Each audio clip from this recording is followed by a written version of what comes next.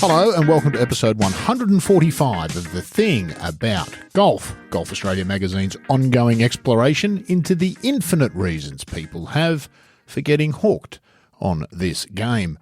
Rod Morrie's my name, and this episode is one that puts things into perspective. Michele Watts is a Sydney-based golfer and a world beater, but it's a title one assumes comes with mixed emotions. You see, Michele is a world blind golf champion, a title she won in 2018, just 3 years after losing most of her sight to a genetic condition called Leber hereditary optic neuropathy. A golfer before she began losing her sight, the game took on greater importance for Michele as it became one of the few activities she could continue to enjoy. Michele is the reigning Australian blind golf champion and also finished runner-up in the International Blind Golf Association World Championships in Canada in early August. Michele's story is one that touches lots of emotions, but it is ultimately inspiring, not only because of her feats on the course, impressive as they are, but for the way she continues to deal with what must be the almost surreal experience of losing a sense we all rely on and take for granted late in life.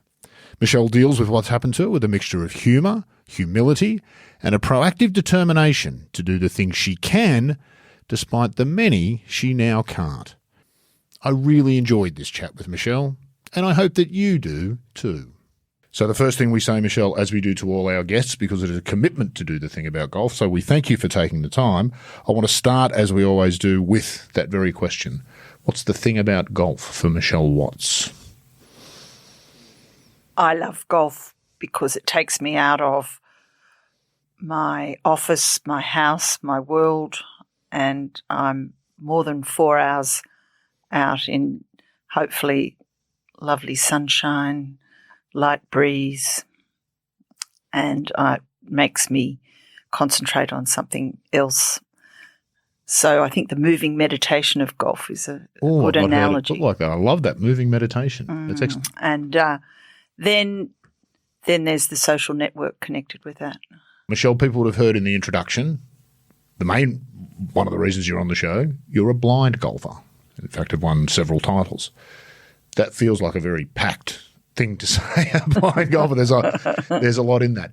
And you went blind later in life. I did. I got the surprise loss of first eye vision at age 57. And genuinely a surprise. You didn't know that this was a possibility to happen to you? No, I knew I was carrying a mutation of a condition called LHON, Leber's hereditary optic neuropathy.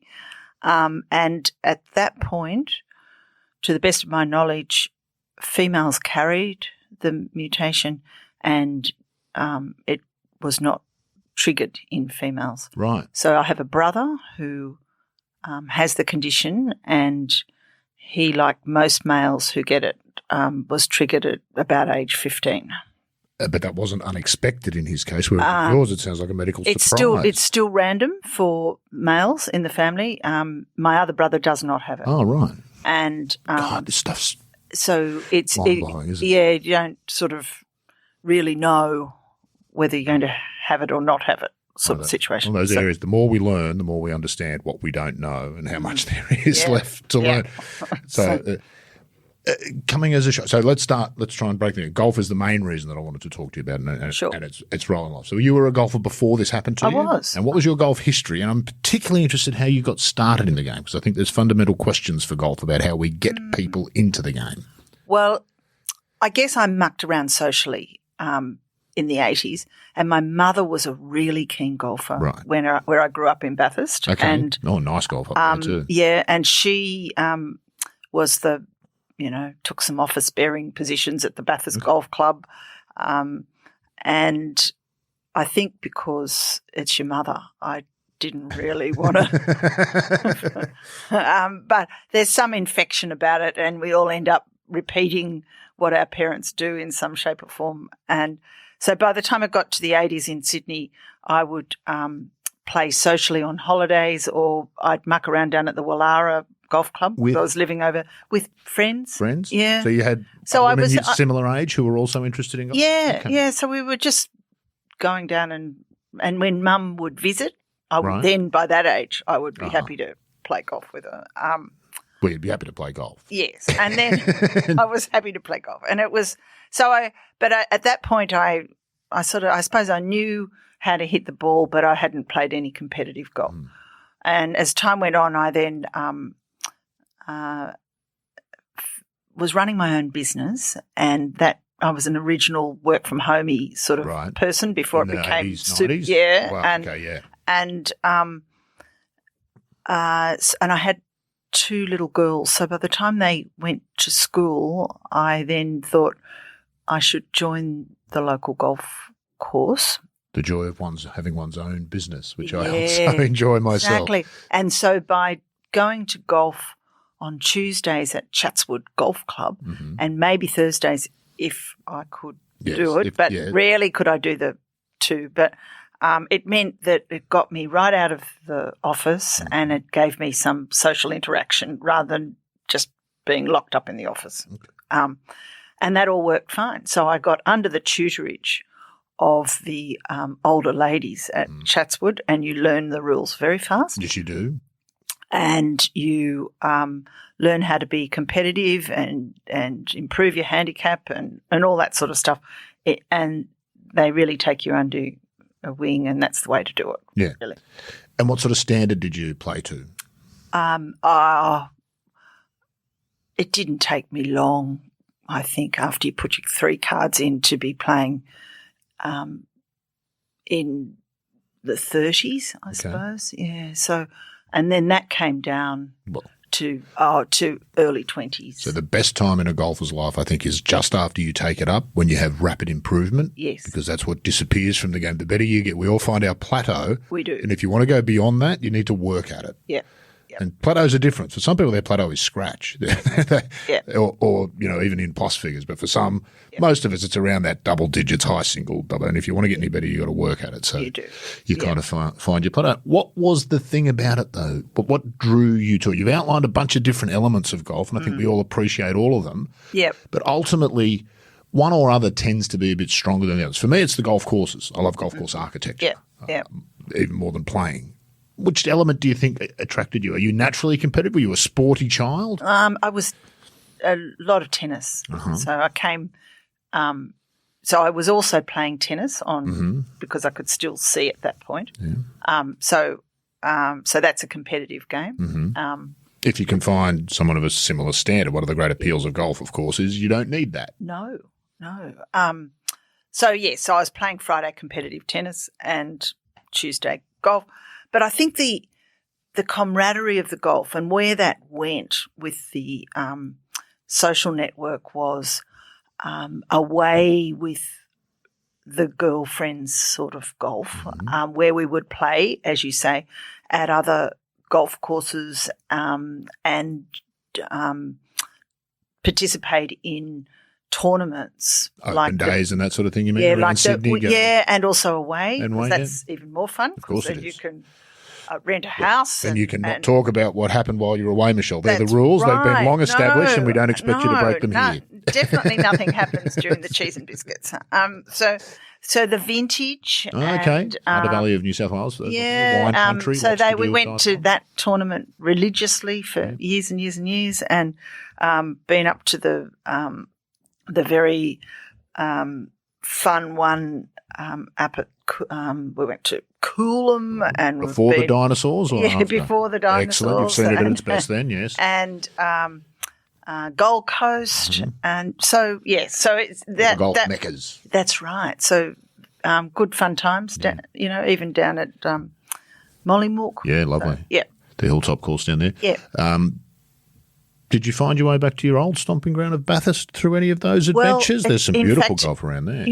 It's taken me all these years, and then just last year I played Bathurst for the very first time. I used to live across the road from it. Michelle. And how deep is your shot? And we participated in the vets tournament at Bathurst. Right. And the ladies were very hospitable.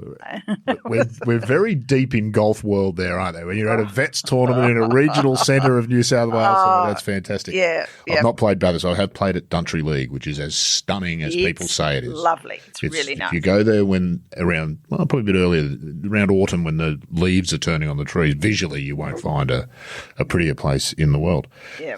Through all of that, Michelle, so did you play continuously from the 80s? I know you got more and more serious, but the 90s launched my competitive golf, I guess, in a club golf, where you put your cards in and try and get. You have your Stableford points and tantrums and threaten to give up the game. And so I probably have not stopped since then. So it's been part of my life. So I guess I'm back to the other.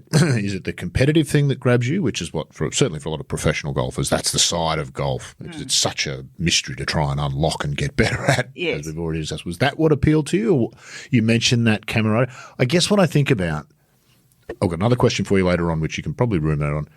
Do we take golf too seriously, most of us? We'll come back to that. Which part of it? You've mentioned the camaraderie. You've mentioned this. You've mentioned that. I've said for me it's golf courses. Does it play a bigger role in life than just something you do on a Tuesday? No, yes. Is it different to tennis? I like the challenge of choosing the appropriate club or what you think is and executing the shot. It feels so good when the 8-iron, which might be your my 85-ish metre club, goes up in the air and lands on the green, and you've got the right measurement and done it properly. I think there's such what it's supposed to. It looks like a golf shot. Yes, it's so rewarding to do that, and so there's that. So in some ways, I think that's a self-competition rather than necessarily the points. I agree. I think it's a unique competition, golf. Yeah, and so that's more because I do often say when I'm having a social round with people that are maybe taking it up, and I say, just get yourself to the level where you know what club to use for the distance and you can have a fair consistency of it, because then you can go on holidays and have 9 holes of golf in the afternoon, and it's a great thing to do rather than sitting around going, well, let's start the beer early because we're on holiday. Yeah, or I've got to go shopping, or I've got to go for a bushwalk. Golf provides such a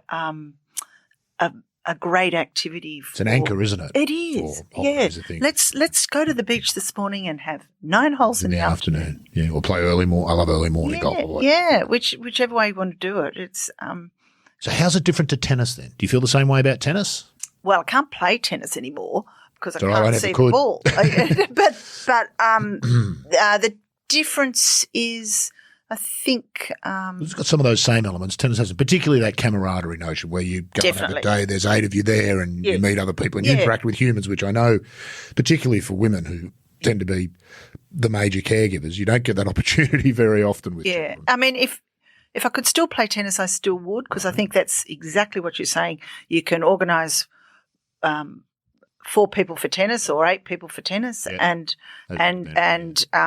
have a round robin or play 5 sets or 3 sets and sit around and drink wine and eat cheese, Michelle. If that's exactly, and then still meet up with people and have the social side. Yeah. So I think they both achieve very similar goals. Maybe you don't have to be quite so organised with golf as tennis, i.e. you could by yourself go and join a comp at a club, and you wouldn't need to go find a partner or someone to play or something. Advantages, isn't it? That solo sort of pursuit. Yeah. So I'm going to, and I'll be indelicate about this, not deliberately or through any malice, Michelle, but just because language is sometimes difficult. I imagine with golf for you there's a before and an after. Yes. Before you were started to lose your vision or were blind, and after. Yes. What has that changed? Can you articulate, or does anything particularly stand out that's different about golf? And I mean that more broadly than just the playing, but its role in your life. I definitely, whether or not I'm playing what I would say is normal golf or competitive golf or club golf is probably an expression. Yeah. I still need help at club golf. So I need to play with somebody who is happy to. So just so you're not totally blind? No. So I have some peripheral vision and not much central vision. So I need someone to find my ball or spot my ball for me. Okay.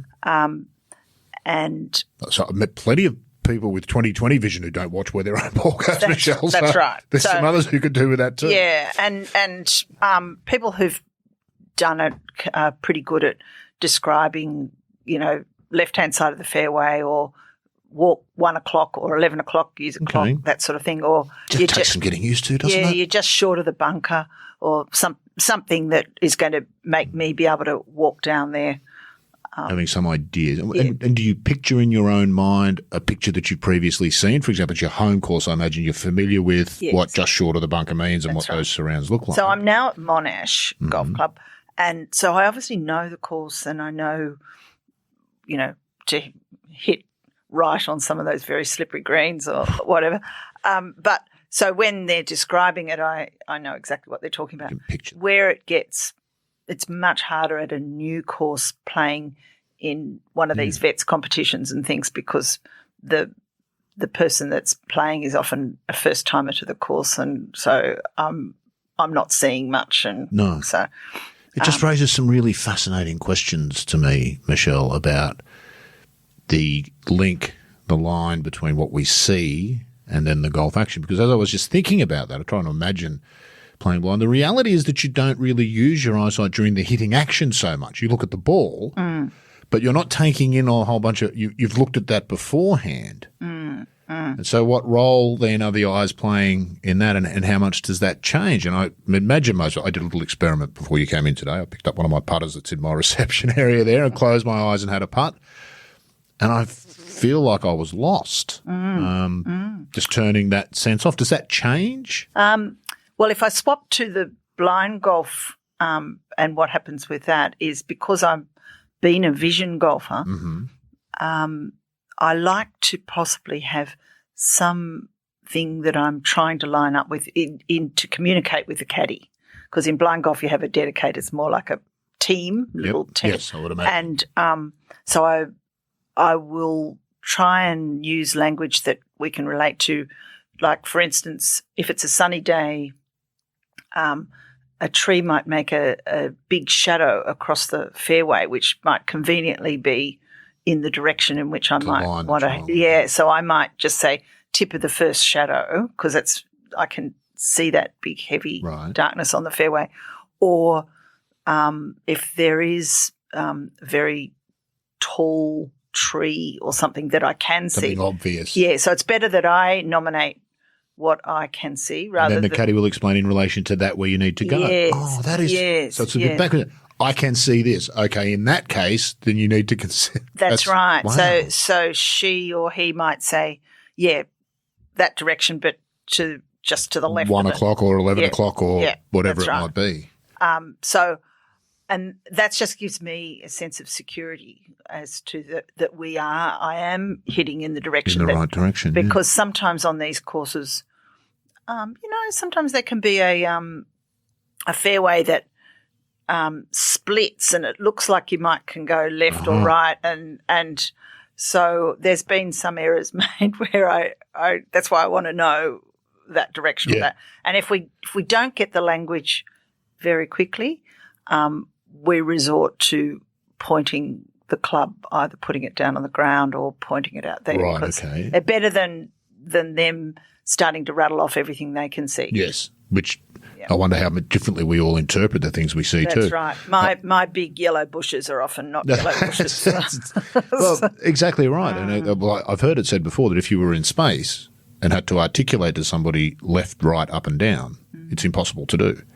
Because without a reference point, there is no left or right or up or down. Yes. And that's essentially what sort of happens in your world in some ways. Must make the caddy incredibly important, Michelle. Do you have a regular caddy in your week-to-week golf? Do you still play week-to-week, and does somebody come and caddy for you week-to-week? How does that work? The week-to-week in club golf, I have a really good friend, Lynn, who lives nearby, and she's really used to doing what we were talking about. Is she a golfer? Yes. Is she giving up some of her own golf to caddy for you? Oh, no. She plays at the same time? Yes, yes. So that's in club golf.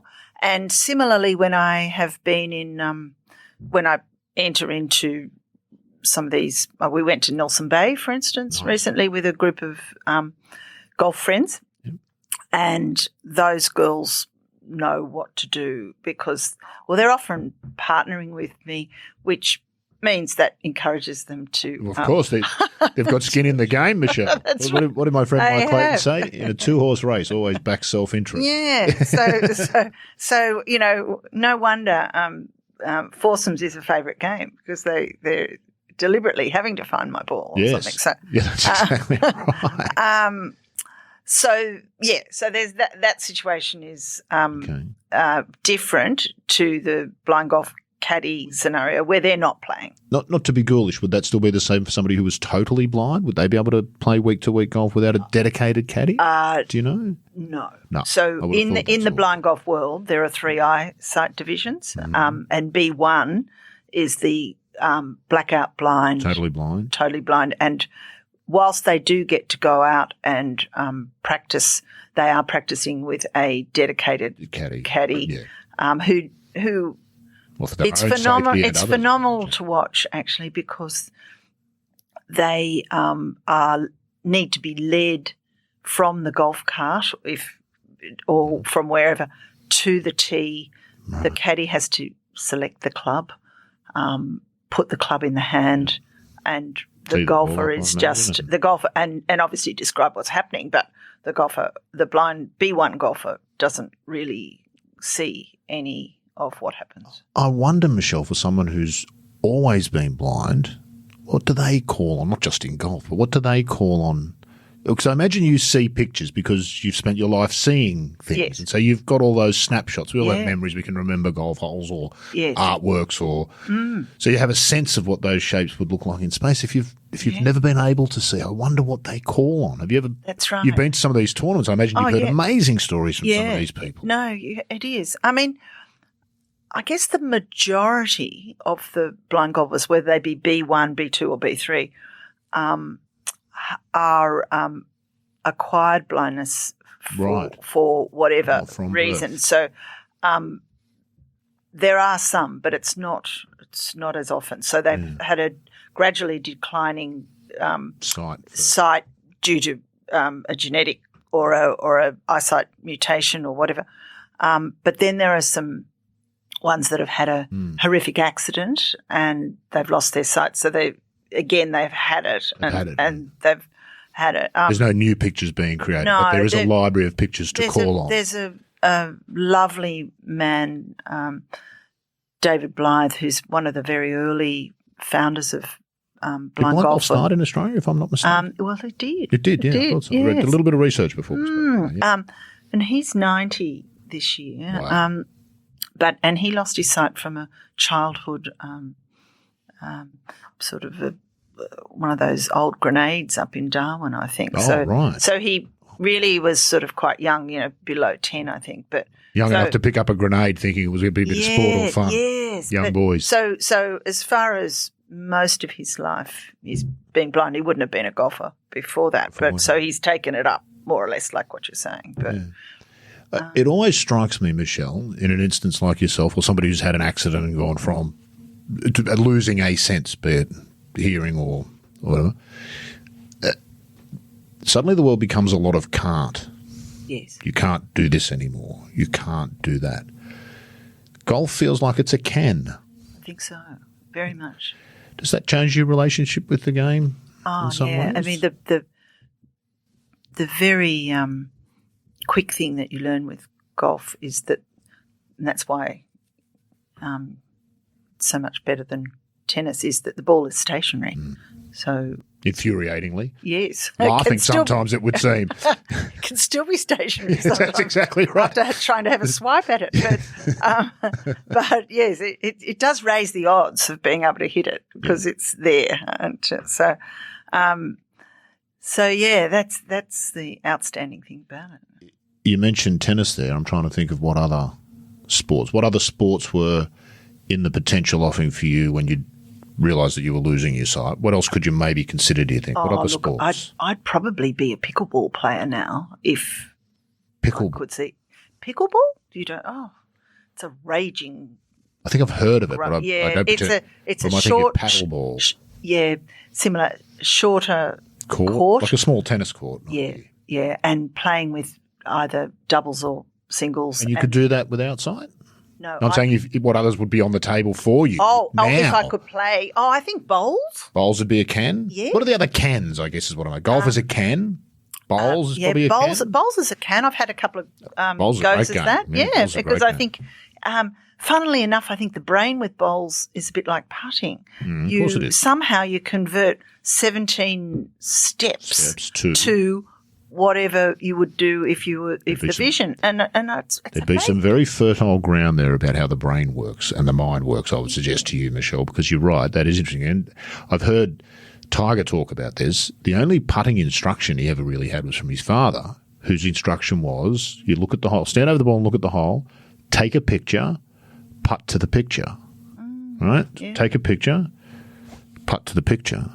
If you can't take a picture, what's at play there? And the other thing being, you're not looking at if you were to throw something at a target, you would never not look at the target. No. Never. You would never look down and try to throw it. That's exactly what we do in putting. You've got a lot of people argue for bifocal putting where you stand behind the ball and whatever. There'd be some very interesting stuff going on with the mind and the brain there about how we sense how hard to hit something and how hard to roll a ball. Did you say you tried lawn bowls since losing your sight? Yeah.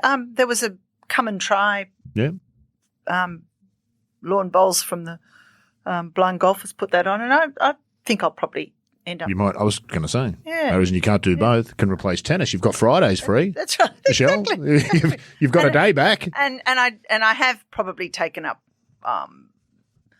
more things like yoga and Pilates and swimming.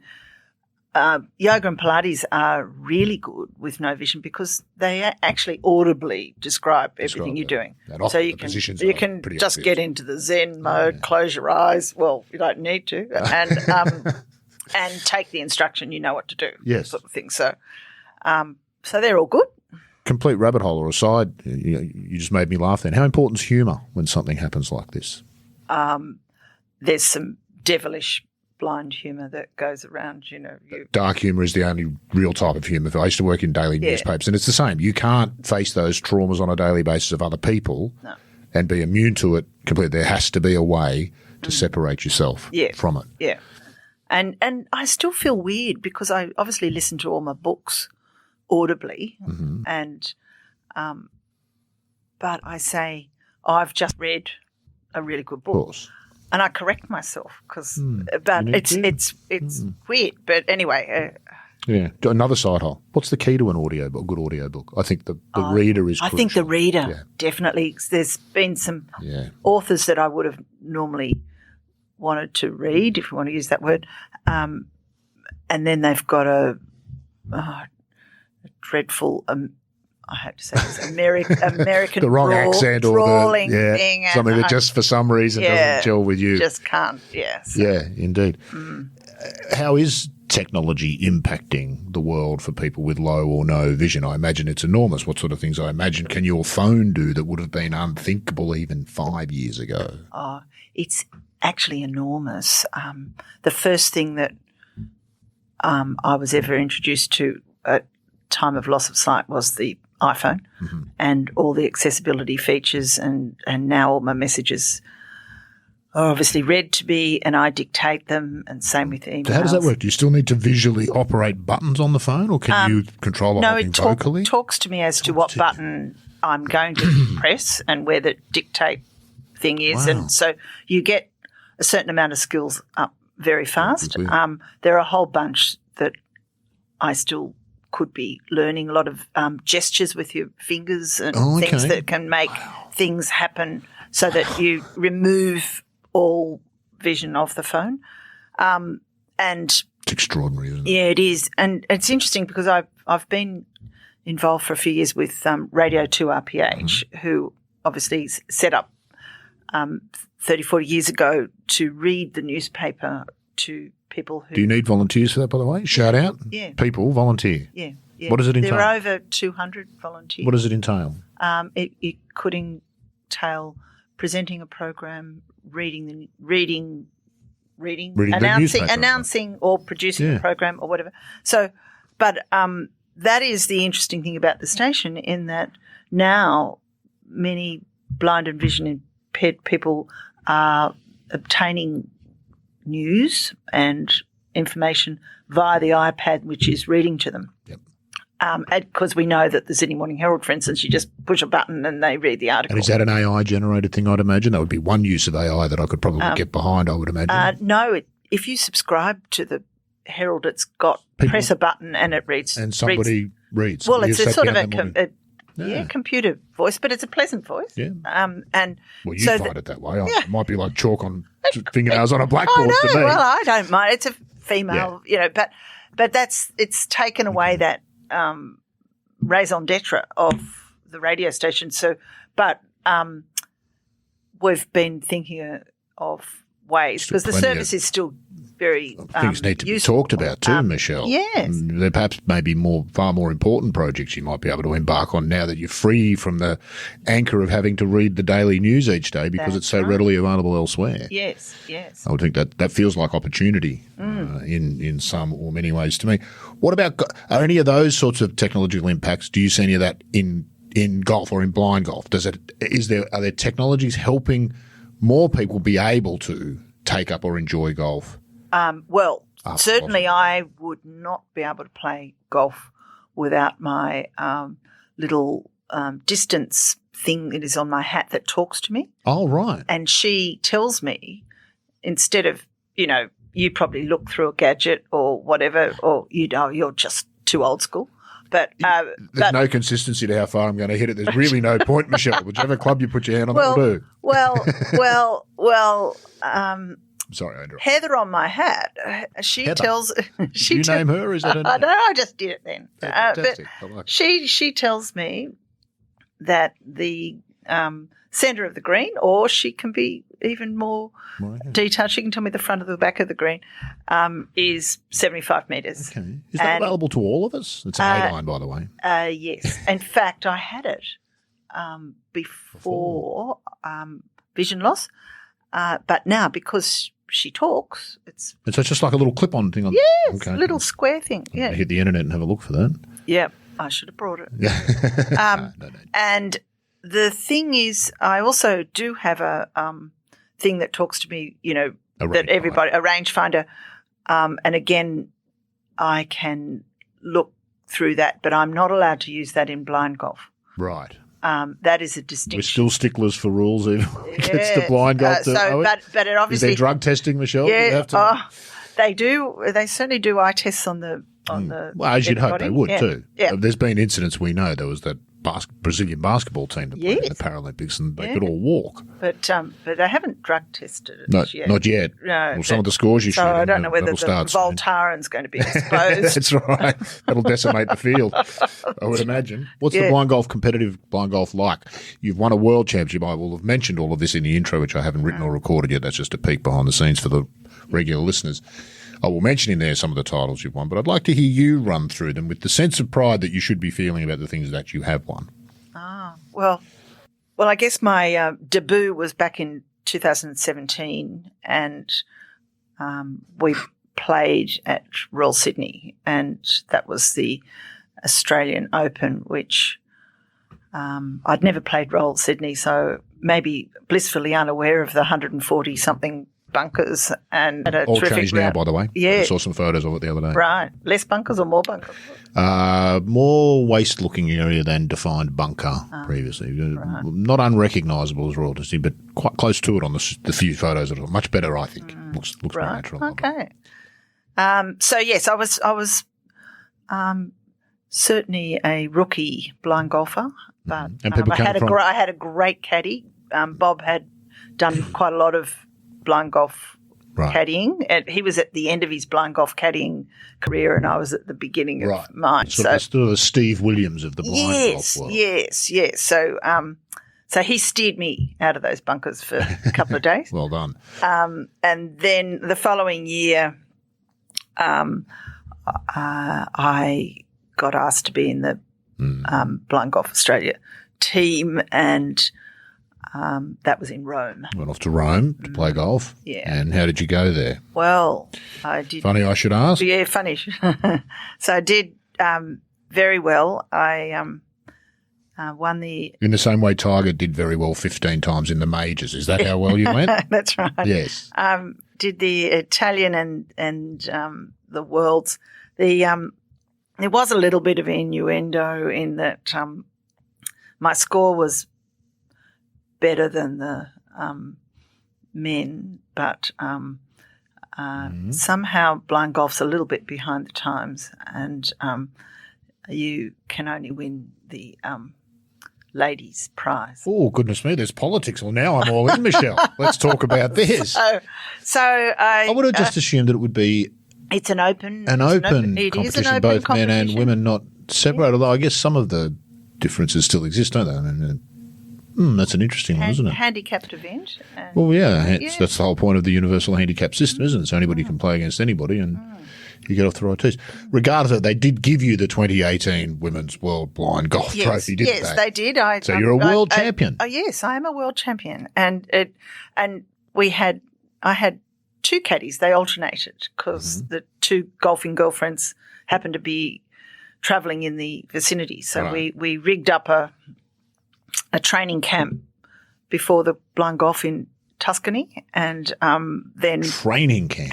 Oh, I love it. This is fantastic. And then we went to Rome, and so we had a fantastic time. So it really was such early days, and obviously met lots of blind golfers from all different countries. How many people would have been in that tournament? About 60. Okay, and from all over the world, obviously. Yeah, so there are now 16 countries that play blind golf. At the time, it was only 14 officially. Okay, yeah. And the numbers that attend the blind golf tournament reflect the number of blind golf participants they have in the country. So and the forthcoming one in Canada, for instance, Australia, Canada, and USA have about the same size teams because that's about that percentage of the population equals. Whereas, say Austria just have two competing. So okay. And I imagine that I'm sure there comes a point where it feels a bit like a professional golf tournament. You're playing for the trophy on Sunday and those kinds of things. But I would imagine those gatherings are as much about other things, at least, as the golf? Or is it dog eat dog, beat you on the course golf? No, I think it's I think it's about being able to represent your country. I think that's a important thing, but I also think it's fantastic to be able to go and be part of something that's worldwide and that everybody's got their own story of why they're there. There's obviously two big things in common: lack of eyesight and an infection of golf. Some level of golf. Yes. But the fact that there are 60 different stories of why you haven't got any eyesight. I guess that's what I'm probing with that. What are the cans? Like you get a lot of cans. If golf can be a can. Yeah. We live in a city where the Lord Mayor of the city itself has been campaigning for a long time to close down half of Moore Park Golf Course. That goal seems to have been achieved. I feel as though golf doesn't – two things. I feel as though people like Clover Moore don't understand what golf can and is to people. And I feel we in golf have not done a very good job of explaining that. Most people who don't play golf only see golf on the television.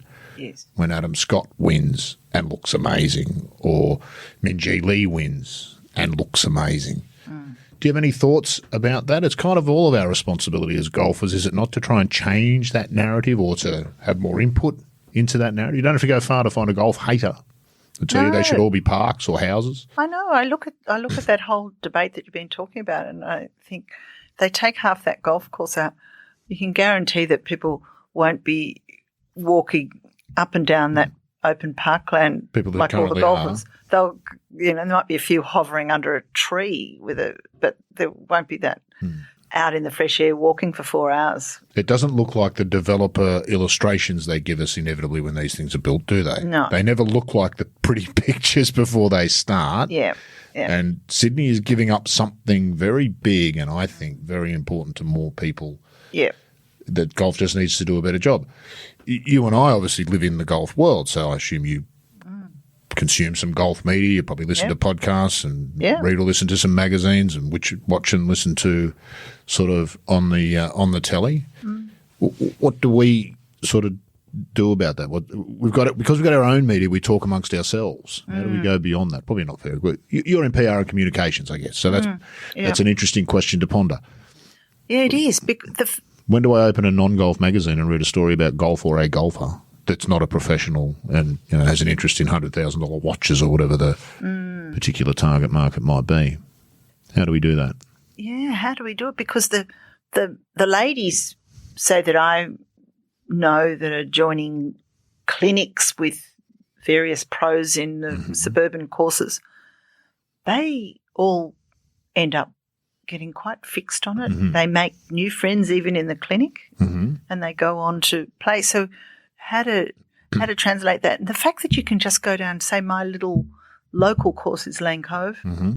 You were about to lose it. Well, no. I think. No, they're going to keep the course. They are. Oh, fantastic. And it'll still be a small 9-hole course. Exactly It'll have a very large sporting facility overlooking it. Exactly. But the course remains and they'll good. I'm glad to hear recalibrate it to the course design that it was once all this building's finished. But you can literally walk on there and join some other person and play your golf and So I've always felt, Michelle, and I don't reckon these numbers have changed at any point in golf's history. If you took 100 people and introduced them to golf physically, gave them a club and a ball and even took them to a course and play, I don't know what the numbers are, but there will be X percentage will become like us, obsessed and lifelong golfers whose lifestyle will be built around golf experiences in at least a small, if not a large way, where they go on holidays, where they choose to travel, what clubs they join. X percent will be sort of indifferent golfers, maybe play a couple of times a year when on holidays, or if they've got a family member visiting from overseas, they'll go and have a hit. And X percent will hate the game, as we already know some do. So it feels like the only real sensible way forward is to put golf clubs in people's hands and let that mathematics play out. Yes. And we in golf do a lot, in fact, to resist that, don't we, in many ways, with our club structure, exclusive private clubs. Rules. I do know some females who just couldn't stand that tuition by the older and who could blame them? Yeah, don't do that. Why is that the only thing on offer? Why is it that or you don't get to experience golf? Why is it you have to play a competition or join a club to be a proper golfer? Why can't you just enjoy hitting a golf ball around a golf course? That's right. Don't score. They're those lovely social days where you're just trying to go, can I do this? And not worry about whether it's going to be 8 shots or 6 shots or whatever. Yeah. Sometimes you find out, you can do that. And the next time you're playing a comp, you go, I remember I can do that now. Yeah. I've saved myself a shot by going out and playing. It's a freedom. I think the analogy too is I tried to enthuse my 2 girls into golf maybe they were. Because it went so well with your mother and you. That's See, I told you, that's right. You have to inflict the same pain on your offspring. And so, but we would go to the Moore Park driving range. And, I'd give them a club and say, just hit, Hit it. And then further down the bays were some 10-year-old boys with their father inflicting the same pain on them, except the way that they look at it and the way that the girls looked at it was so different. The boys would just go whack, whack, whack, whack, and get every shot, doesn't matter what happened, it was a great shot. Did you see that? Whereas the girls were not connecting or it'd go not in the perfect way, too frustrated, couldn't do it. So we need to have the the freedom of the 10-year-old boy to the golf. Honestly, wouldn't the world be a better place if we had the freedom of the 10-year-old boys, but with a little bit more intelligence? Because in some ways you might make the case that there's 10-year-old boys running quite serious institutions at the moment, and that isn't working out particularly. Put them on the golf course would be great. It's a very small sample size. I reckon I'll probably introduce 2 different women and 3 different blokes over time to the game. They've said, you play golf. I wouldn't having a go. Let's get down to the range. It feels the fundamental difference to me is if you give a man a golf club, he thinks he needs to break something. So he has to hit it whatever it is, he's got to hit it as hard as he possibly can, and that's the only goal. And I found that just intuitively, the 2 women that I sort of introduced to the game, far more focused initially on not how hard can I hit this ball, but first I need to hit it, which is a much more sensible way to go about it. Yeah. And keep it on the fairway is such a good tip. Well, it's a fantastic tip. Never been a fan of it myself in terms of actually following it, but it looks lovely on TV when they do it, doesn't it? They hit it on the fairway. What's been the biggest physical change from losing vision and playing golf? Is your standard of play vastly different to what it was prior? And what parts of the game maybe get harder? And is there any part that might be easier, like not being able to see the water short of the green or the bunker that's right in front of you that you're about to yip it into? That is true. That is true. You've almost got an advantage in some ways. That should be noted on the handicap. Definitely in the blind golf, they try not to draw attention to the hazards. I can imagine. They wants to be the bearer of bad news. I know. Just concentrate on where you're aiming. Meters. Yeah, that's doesn't matter whether if it's 80, it's in the water, but you don't need to know that. Yeah. So it's probably only when I'm on one side of a bunker trying to get over it to the green that I can see the white sandy stuff. I was going to say that I know that it fills your vision completely. Yes. It does with all of us. That's right. Yeah. So I would be my own worst enemy in that regard. But I do think those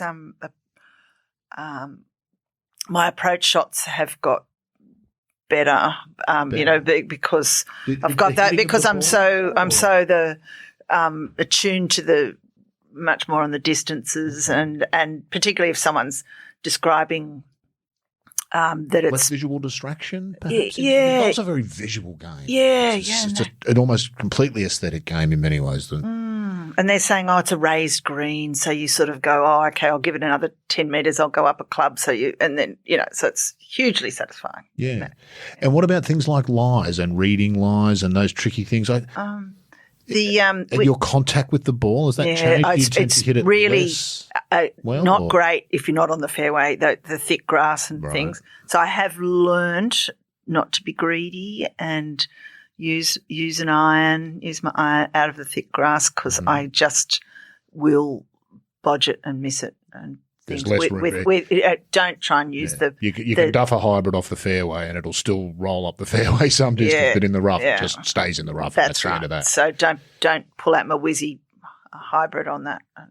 Get it back. And are they the big red crosses in your golfing yardage book mind? Is the rough. Stay out of the rough. Keep the lie predictable because and the contact I can't see that elevation or if it's caught down under some thick grass and just so much information goes through your eyes that you don't even articulate in your own mind, doesn't it? I imagine that's taken away. Yeah. That's and it might be the one time when particularly your eyes looking at the ball is actually important in the golf swing, is when it's sitting in a weird spot. You've got to pick the spot. Yeah. In blind golf, we can ground our clubs in bunkers, but it's still very hard to determine whether or not there's a great big branch or something behind. If you gave people the option, you can ground your club if you close your eyes while you play the shot, or you can not ground the club and keep your eyes open. I reckon 99% of golfers would have a crack at the closing their eyes once and they'd say never again. I'm never going to do that again. Yeah. I think that'd be the reality. Yeah.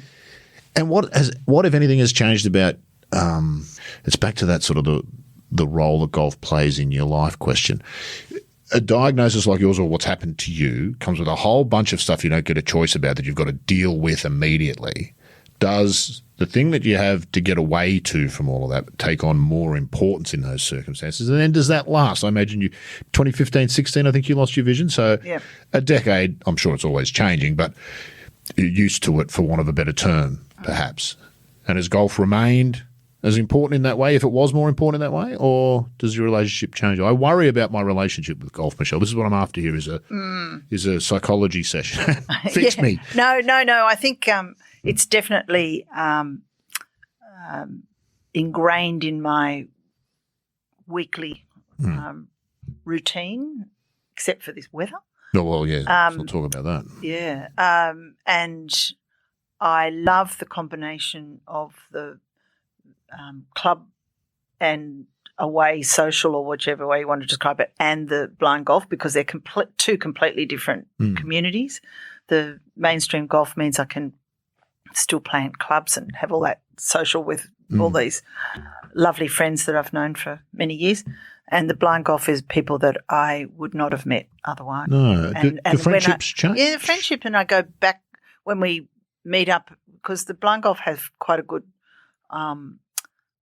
throughout the year. Each state hosts its own party. party. They'll label it a tournament. What you're really having there is a get. That's right. And so you meet up with this blind golf family, and many of them, have the name caddy and golf person, and there they are again. And so that's a different thing in my life. Yeah. Yeah, fantastic. What do you reckon is the appeal for golf for most people?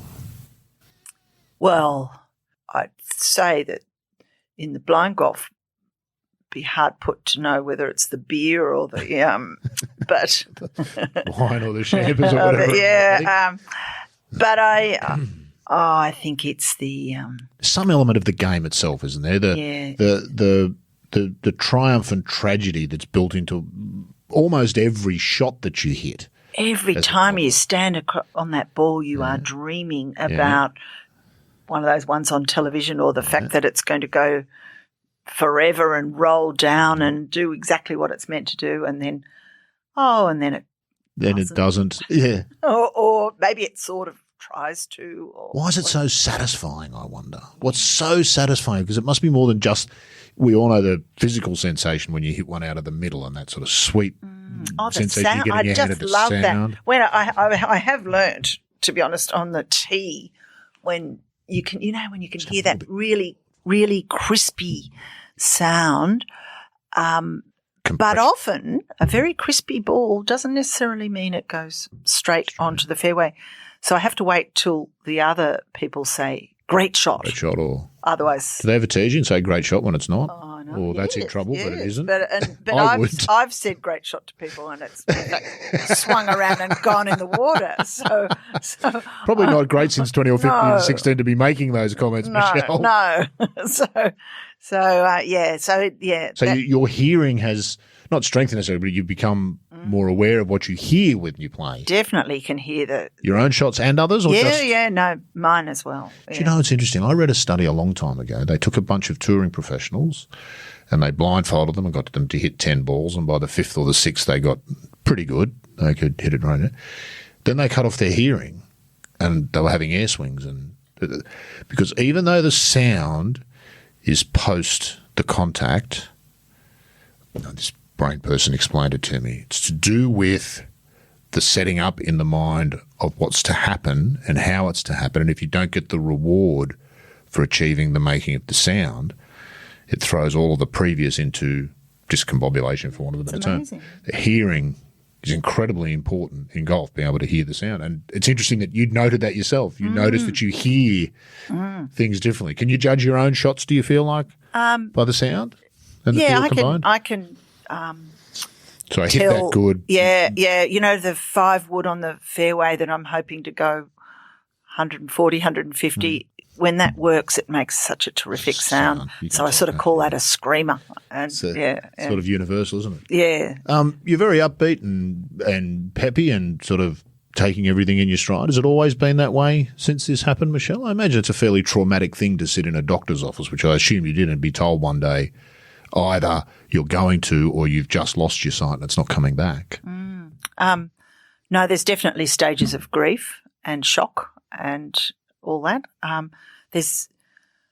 very a good. successful woman who's run your own business for a long time. Yeah. Did you work for the Treasurer in 1981, 82? Oh, I did. Yeah, way back Howard? in those Parliament House days. Yeah. Interesting. So you've lived a full life professionally and personally and with your golf. That's a massive change, I would have thought. No, massive change when you can't read the, document on the desk sort of situations. Yes. But there are, there's such good support I had in the beginning of the eyesight. People, you mean? From the low vision, the Guide Dogs Right, Vision okay. Australia, Okay. low vision assessor who put some pretty fancy things on my desk such that it magnifies things.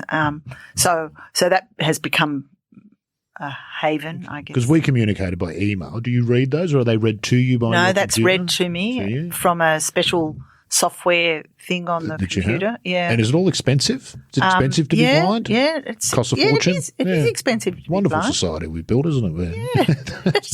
Yes, Those most in need pay the highest price. Oh, amazing! Like the software to renew it is over $1,000. So Subscription. It's the business of the new millennium. yes, Now, you're also the reigning Australian blind golf champion, which I know you didn't mention when I asked you to go through your resume. oh, it was a lovely, sweet win in Adelaide. Well, tell me about that. Is there some competition at the top? We keep wanting Rory and Scotty Scheffler to have a rivalry. Is there any of that sort of thing? There's a really lovely Scottish new golfer. I only met him when we were there, and I think he's been a fairly low handicapper, and he's new to blind golf, and he also works for Golf Australia, I think, in Melbourne, and Ross is his name.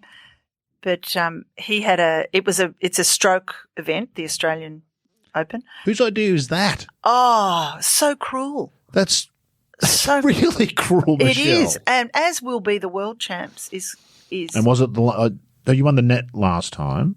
So it's a net competition for But it's in a stroke. full stroke, right? So Yes. So hole everything out and then deduct your handicap. yes, they do. Wow. And 2 days. So For one round. for It must almost take what a stroke golf is a long It form of the is. game to play. it is.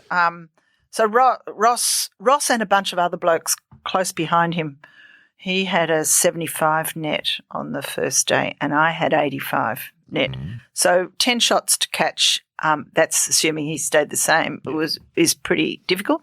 Paul Laurie did it at the 99 Open, so it There can you be go. done. But going into day 2, I had to become the 10-year-old boy and just hit the ball and How relax. seriously do you take it when it comes to that second day? And you've got to try, does the competitor come out? Do you change personality? Oh no, it was not putting $1 on me because it was. But it was nice conditions, Yeah. and you can only do what you can do. Where did you say was it at? Who was that? Where did you say it was being played at? It was Westwood Ho in Adelaide. Oh, Yeah, right near the airport. Plenty of breeze. yeah. But great caddy friend Anne kept me out of trouble. Kept you on the straight and narrow. And off we went day 2, did everything exactly the same, stickler for a bit of routine, Yeah. and came in with a 69 net. So Pressure on Ross. pressure on Ross. And do you know, have they got scorers on course telling you where you stand? And No, the score, so no, you don't. No, and so they seeded on the second day, and so all the leaders were already in the clubhouse, and we sort of came in, and they were mildly interested in the skirt as she came in, but they became more interested when I was 16 shots better. So that was a little. You say that with a touch of well-earned smugness, I must say, Michelle, and good on you. You deserve it. That's quite the turn. I don't care what sort of golf you're playing or what sort of challenges you bring to the game. I think we shocked ourselves. That's really. a great effort. Yeah, so it was good. That 10-year-old boy energy, I'm going to take that with you. That's a really interesting way to put it. It's a terrific observation. And did you literally think that at the time? I've got to have the energy of those 10-year-old boys from the driving range? Yeah, I just wanted the carefree and the belief that the shot's fantastic. Well, this links nicely to that question I warned you about earlier that I was going to ask. Do we take the game too seriously, many of us? I think so, yeah. You definitely don't like playing with temper tantrum people. No. You just should. What about yourself? I worry sometimes that I put too much of my own time and energy into golf, just being interested in it. Do you have any of those kind of concerns? I feel like it's a healthy addiction or booze, but you can tell when you're too caring because that's the jabby putt. Oh, and what is putting like, by the way? When you can't see properly. Yeah, it is a bit weird. But again, another little blind golf thing is we all pace the green before we putt. Again, converting that distance to. And how long did it take you to not master that, but to get some feel for that? Because that's a totally different way to measure distance than what we normally do. Just look with our eyes. Walk up to it and then go, it's 12 paces. But as you walk, you get the advantage of working out whether the green's going up and down because you can't really see that. You're about aim point, aren't you? Yeah. You're feeling the ground with your feet. Yeah. So then you go back, you get a chance to then check what's up the top there because you can't really see it. So the distance, I imagine, but of course break is... Yeah, breaks. I don't understand. No. It might be of some help, I'm sure, but not without your eyes, I can't imagine. It's hard to see that. Yeah. So it's still a bit of hit and miss on that. And do you feel that, I would imagine that your putting has deteriorated in terms of the number of putts you have now compared to when you could see. Yeah. And I would think that would be true for all golfers. What sorts of standards have we seen from a blind golfer? What sort of level of play? Well, the best players, what sort of handicaps? I think there are quite a few below 10 handicappers. Single figure mark? Yeah, in the world champs. So it's extraordinary, isn't it? Yeah, when you think about it. It is. If anybody's not sure, I'll probably say this in the intro too, but if anybody's not sure, go and grab a golf club that you've got lying around now. You've got a putter. Just close your eyes and have a few swings with it and see how good you think you could get or how you think you'd go. It must have come as quite a shock at first, I imagine. The first game of golf you had after you lost your vision? Can you remember that? It was... Did it happen suddenly? Did you lose all your vision straight away? No, so the one eye lost its sight, and then everyone's different with my condition as to how long it takes for the second eye to go. Oh, but you know it's going to happen? Yes. You know it's going to happen, you just got to wait. Yeah. And so, in actual fact with me, it was undiagnosed. No one knew why I lost that first sight because I didn't think that females could get it doesn't happen to women. So I'm wandering around for a year with a loss of sight in one eye. So in other words, I'm still driving with one eye, and asking doctors why I can't see. So eventually I still didn't have an answer, and the right eye went a year later. Is that quite sudden, or again, was it gradual? It's pretty quick. Pretty quick. Sort of happens but that I was thinking it had happened. And again, I'm going, now the other eye, because I couldn't really see the green and the red lights when I'm driving. That's awkward. It is a bit awkward. Especially as the brake lights are red. I don't know. It's just, I was desperately hoping someone would be in front of me at each of the intersections. Wow. But that's terrifying. Shocking. So, but I did have to renew my driver's license at Chatswood. So you didn't drive here today, did you, Michelle? No. I hope not. I would have liked to. I'm sure you I could, There's probably somewhere where you can, I'd imagine somebody has a facility where you can drive a car if you can't see. Well, aren't they? They're inventing those sort of cars now. The self-drive cars? Yeah. That's not fun. You want to actually get in the car. We had a dog that was blind. Well, she lost one eye and the other one she didn't see very well. I imagine probably something like a bit of peripheral vision and shadow and light, but not really shapes or as far as we could tell. And if we ever took her to the beach, it was like somebody had just lifted the veil. She would just run around in massive circles. She just had this feeling of freedom. She could tell there was nothing to run into, and she just ran free. Wouldn't you like to do that in a car? Absolutely. Get in a Ferrari or something and just do donuts in it? Yeah, you don't have to worry about hitting anything? I've been known to be driving the golf cart. Oh, have you? Yeah, that's always a bit of, There'd be some courses where that's not a very good idea. I know. The others would be okay. How about Narooma or something? No good. Barnbougle Dunes, they won't let you take a cart unless you have a medical condition, and you have to have somebody drive it for you because many of the bunkers you can't see from this side. Just be in them. And you just go bang over the top and go, there's a bunker here, and now the golf cart's in it. So they won't let you go out on the course in a golf cart for that reason, safety reasons. Yeah. And golf's a walking game anyway. Do you mostly walk these days, or you mostly I prefer to walk. You still can? That's fantastic. Yeah, much better. You get a feel for the course. Yeah. I guess, Michelle, we should wrap up, and we should wrap up by sort of thinking about the future. What's in store for, I think, one-time world and how many times Australian blind golf champion? I think 2 and quite a few of the state ones. Yeah. It's just the state ones. Training runs for the big events, you know. Yeah. I, of course, jest. They are all, of course, important. What does it hold? Is it an important thing to you? 'Cause you will now be – there will be people coming into blind golf through whatever means they arrive, and one of the names they'll learn about very early on is Michele Watts. She's one of our most successful Australian blind golfers. It's a pretty important role, isn't it? Particularly for somebody who's coming off a lot of can'ts. I really would love to see more female blind golfers.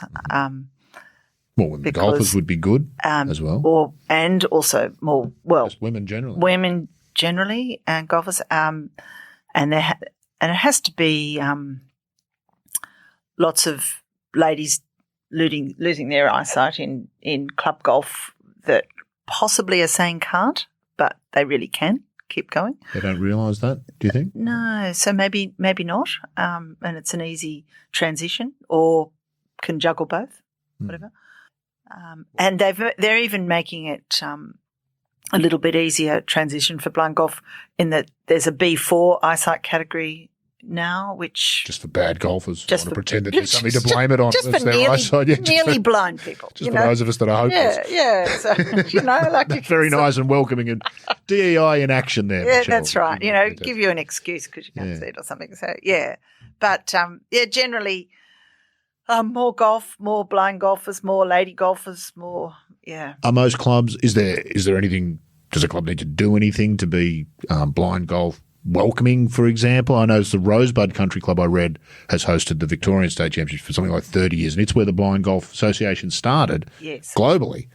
It was the people who put it together in Australia, and that model's gone to the rest of the world. Yeah. Are Rosebud a particularly good example of a club that's doing it right, for want of a better term, and are there clubs that do it wrong? Rosebud certainly are embracing and very welcoming fabulous golf course, the annual Blind Golf Victoria tournament. I think the Blind Golf Victorians don't necessarily play there in their regular weekly golf. They play separate. Back in Melbourne. Course, but definitely Rosebud is a great, generous model. I think all clubs could allow people with declining vision to pal out with people that can spot their ball and just make it easy, because it is a game that they can keep playing. I got my knowledge of blind golf from Chatswood, where there was a lady who had macula, and she was helped by everybody, and she also played blind golf. I always thought I was going to be a volunteer caddy, but I quickly became a blind golf player. Let's quickly talk about that then. So I'd imagine that blind golf does not have an enormous pool of funds to call on to help finance trips to world titles and Australian titles and all those sorts of things. I initially got in touch with you after I heard you on our very good friend Karen Harding, who also works for Golf Australia magazine. She had you on her Tea for Two podcast. I highly recommend going and having a listen to that to get all of the info that I'm completely useless at getting because I'm not a good researcher like Karen. There is some need, isn't there? There are things that people could do to help our blind golfers. I think the World Championships are coming up again soon. Tell us about that and tell us how people can help if they're so minded. Well, nine of us blind golfers have been selected for the Australian team. The tournament is in a place called Simcoe, about an hour out of Toronto, Canada. There will be about 56 blind golfers from 14 different countries competing with their caddies. There has been a fundraising page established with the Australian Sporting Foundation to support us should anyone feel that they'd like to, as it's a self-funded venture. We're very proud to go and represent our country. I never thought I'd hardly ever had a trophy, maybe one or two from netball or tennis but never never had the big blind golf trophies. You're an individual world champion, Michele. So, we're really looking forward to that. And then there is always opportunities to caddy. If there are any golfers that want to become a blind golf caddy, they can get in touch through the Blind Golf Australia. And how would that work? You just offer your service, and then if somebody local to you is looking to take up or continue playing the game, your name's made available, and you can meet them at the course and and help them play, because it is too hard to go and play by yourself. Of course, I know. Well, you'd need a lot of golf balls. Sure, but I imagine if you're totally blind, perhaps different. But for you, for example, you can go and play your regular weekly game with your regular 4 or 6 or 10 people that you play on a rotation with. They all know that. Yeah. And I can't imagine it inconveniences anybody. You're not slower than other players. Fantastic company. Oh, I've already established that. In fact, I'm enjoying not having to endure the golf while we have a nice chat. Normally it's ruined by the golf. But yes. But no change required really from anybody except to do what's courteous anyway and keep an eye on someone's ball. No, but from the blind golf perspective, there are sometimes people that aren't involved in club golf, and to go to Barnwell Park, which is where it is in Sydney, needs someone to help them. Right. And is there a central spot where people can go and find out a bit more about blind golf, and then all of these ways that they might be able to? Website, Blind Golf Australia Blind website. Golf Australia website. I will put that in the show notes. We don't often have links in the show notes, so all the regular listeners remember go and check out how to become a player and how to become a volunteer and how to become a caddy, etc. Yeah. Like many of these things, Michele, it sounds like it's its own form of club on a bigger scale. You've all got a shared foundation of not one I'm sure most of you would have chosen or any of you would have chosen. I might ask you about that before we finish up. But yes, it sounds like a real sort of a fraternity and a sort of community that has to help itself, and that brings some of its own joys with it, I think. Yeah, but the handicap system is now universal. So many of the blind golfers have their handicap now through blind golf, international blind golf. Okay. So, fantastic. The odd question I was going to ask you, over the years as a journo, you get to meet all sorts of people who've endured all sorts of weird and wonderful things. I'm always surprised by how many of them say, I didn't enjoy it. There probably tends to be more people who've recovered from something, perhaps a cancer or a major sort of trauma. I didn't enjoy it, but it wasn't an all bad thing to go through. There was some value. It sounds morbid, but there's some value at a personal level. Could you say that about what's happened to you? Has any part of it positive would be the one? Has it been a positive? No, of course you'd rather be able to see. Everybody would. But have you learnt some other things or gained some other perspectives because of it that you would say, I might not have ever realised that previously? Am I making any sense with what I'm asking? Yeah, no, I get it. Definitely I'm ahead of my friendship cohort on the accessibility on the phone and things because unfortunately, as you may realise, slightly older people lose their vision to read and closer vision. So the talking phone is fantastic. Knowing how to drive it and drive it properly. Because they all have to get their glasses out to read what the message says. And I've actually got to the point of having to increase the font as standard as well as put the glasses on. So it might be time to go off to the optometrist for me, Michele. So I have some good tricks on technology. That's a practical level. I guess I think about a life level. I can't imagine what it'd be like to lose my sight, how I would react. No. So again, the other thing, I don't know, they're all practical things because they're things that you have to start doing, like public transport and talking to people more about Lord, Michele, is there anything to recommend it? Public transport, talking to people. Yeah, it's a hideous existence. Talking to people at railway stations and asking directions. But, I don't know. I think there are a lot of really, really kind and generous people in my life that... Do you notice them more, do you think? Yeah. They've always been there, but you notice them more because you need them, perhaps? Yeah, well, I do, and you have to somehow swallow... I would say swallow pride, but actually you have to be grateful and you have to have interdependence and that must be difficult to learn, Michelle. Do not tell me you've been a successful owner of a PR and communications business, a sole business and a one-person business, and that you just found it easy to suddenly have to ask for help. No. It's really, really hard. It's really hard to ask for help, and I'm forever trying to acknowledge the generosity of people and be grateful, and I hate being a burden and all those things. But on the other hand, I know I've had some terrific times with people, and I think they've really enjoyed helping the blind golfer. I had this little epiphany the other day. I've probably read this somewhere, forgotten it, and then think I came up with it myself because I thought it was quite clever, and I like to think that I'm quite clever sometimes. If somebody came to you and told you your own story, if you could take yourself out of it, how would you respond differently to the way we actually respond to ourselves? This would go to golf as well. You hit the bad shot.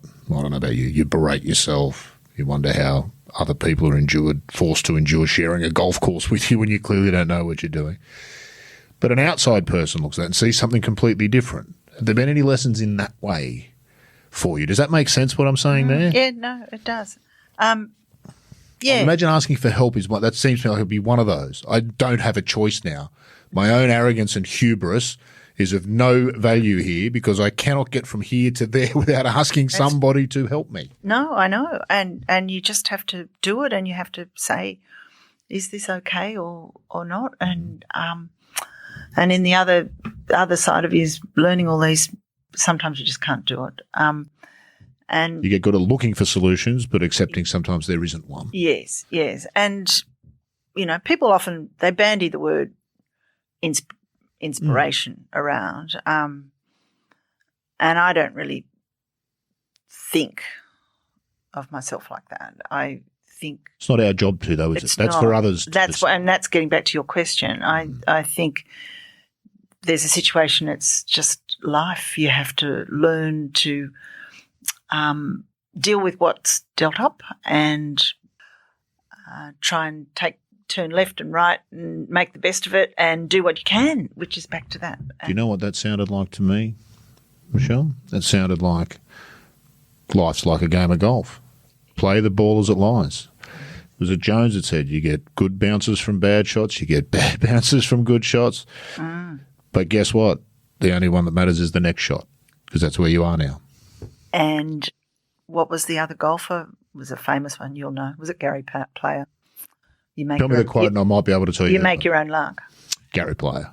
Yes, I think Gary Player. So if you're putting it back on the fairway, you're making your own luck. Yeah. Attitude, perspective. It really is a bit of a metaphor for life, golf, isn't it? I don't think I'm overstating that. I've always felt it. I think I probably see it sometimes differently to others, but I do feel that there are parallels there that are interesting. So, Michelle, it's been fantastic to talk to you. Congratulations on all of your success. Thank you for asking me. No, not at all. I really enjoyed it. Congratulations on your future success, which I'm sure is to come. I can see the competitor lurking within. You've masked it nicely behind a professional woman who runs her own business, but there's a killer in there. I can feel it. So I'm sure that you'll go well. Got to dig deep in only 4 weeks. I bet it's getting more competitive too. It never gets easier, does it? No. There's always some new kid on the block or new kids on the block to worry about. I hope you enjoy that. Very best of luck with the competitive stuff. And thanks for taking some time to chat. I hope some people have found something helpful in all of this, be it about golf or something else. Thank you so much, Rob.